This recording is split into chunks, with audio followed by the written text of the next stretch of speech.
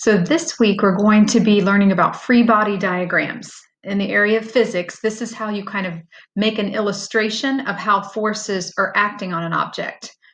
Here's an example, and you might be thinking, what's that? Well, that's what we're going to get to as I explain what all of those arrows and everything means. And I'm going to use my plant here as an example.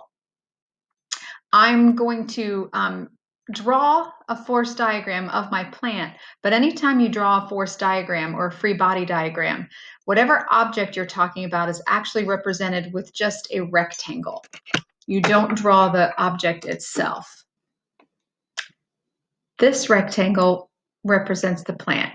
Oh, wow. It's rough to draw a rectangle with a mouse. We're going to go with it. Pretend that's a rectangle. But you start out with your rectangle. And because the plant sitting on that table has forces acting upon it, we're going to draw those forces. Now, what one force would be acting upon that plant no matter where it is because it's on Earth? Gravity. So gravity is pulling down. Therefore, you draw an arrow downward and you label it force with a subletter G for the force of gravity. And that's what that arrow represents, the pulling force of gravity on that plant. However, what that looks like is something that's in free fall. Gravity's pulling it down and it just keeps falling. But that's not the case. That plant is sitting on that table. So there's actually the force of the table that's pushing up against the plant. That we represent the other direction with this arrow. And that represents force normal, we call it. And sometimes you'll see that force N, or you might see force NORM, and gravity, and the gravity force could be FGRAV. Depends on the abbreviations they choose to use. But that horribly drawn free body diagram is showing you what is going on with this plant. Whereas the force of gravity is pulling down, there's an equal force of force normal pushing back up from the table. And those arrows are roughly, they should be equal because the magnitudes are the same. There is no movement of that plant, it's just sitting there.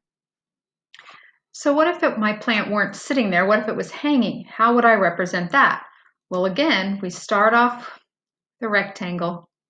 Oh, it's harder than you think. You try it sometime. Here's my rectangle that represents the plant.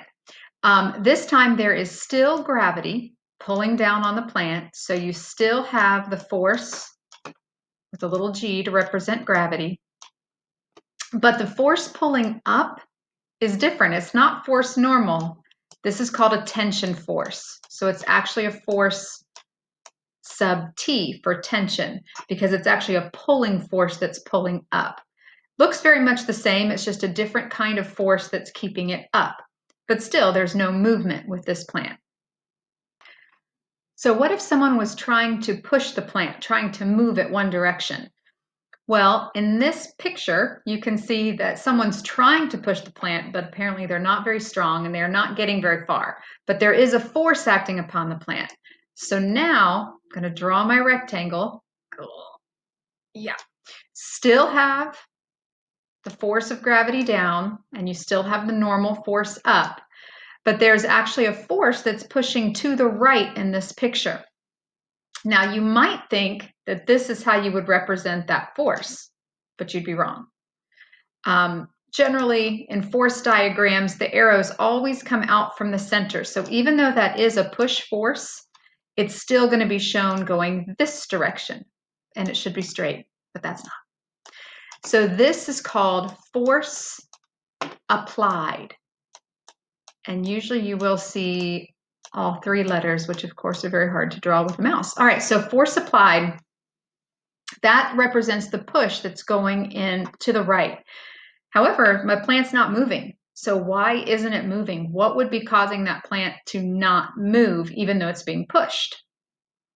If you said friction, you're correct. So going the opposite direction in an arrow that should be the same length as this arrow, that's the force of friction, little f there. So for this plant, even though there's someone trying to push it to the right, it's not moving because the force of friction is equal to the force they're applying, and so there's no movement. The forces are not unbalanced. When the forces, all these arrows all around the rectangle are balanced the same size, there's no movement. Everything is just kept in equilibrium. But what if some other things happened? What if my plant fell off the table? I don't have a picture showing that because that would have made my plant very sad to be destroyed. So it's just still sitting there in the picture, but pretend it fell off the table. So if it were falling, here's the rectangle representing my plant. Gravity would be pulling it down. So that's the F of G. However, there would be a slight force in the reverse, and it's not going to be stronger than the force of gravity because this is still going to be falling, but there would be what's called air resistance. So F of air. There would be a little bit of a force resisting as it falls because of air resistance, but it certainly wouldn't be enough to keep it from falling. So the force of gravity, that arrow would be longer because it will be moving towards the ground. But luckily, it's not. My pretty plant stays nice. Now, what happens if someone does successfully push the plant across the table? Now my force diagram or free body diagram, you'll see it referred to in either way. Terrible rectangle again. It's going to look a little different. We still have gravity working on to keep the plant on the table. There's still a force normal that keeps it from falling through the table. And there's still friction that the plant has to overcome as it slides. But the force that pushed it to the right is now longer than the force of friction. So it overcame that force of friction. Therefore, this arrow would be longer. The next step then in a free body diagram is adding some math. So all of these measurements, all of these forces can have actual numerical value.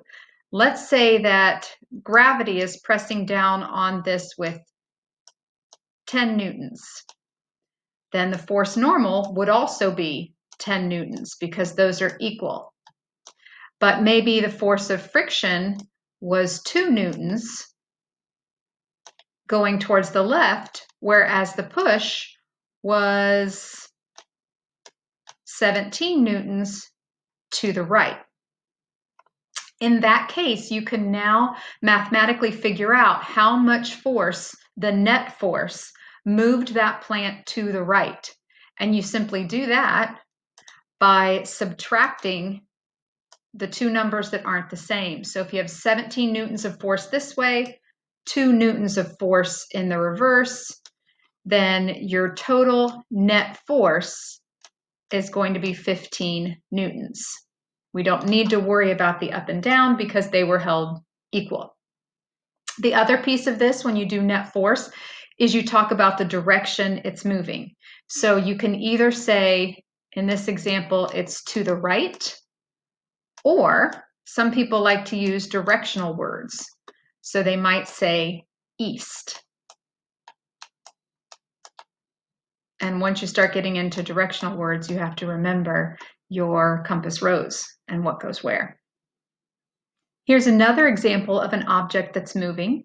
So according to this example, what is the net force and in what direction is it moving?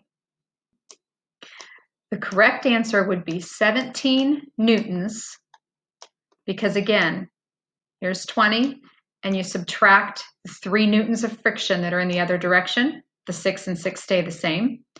And you would either say that this, again, like the other example, is moving to the right or to the east.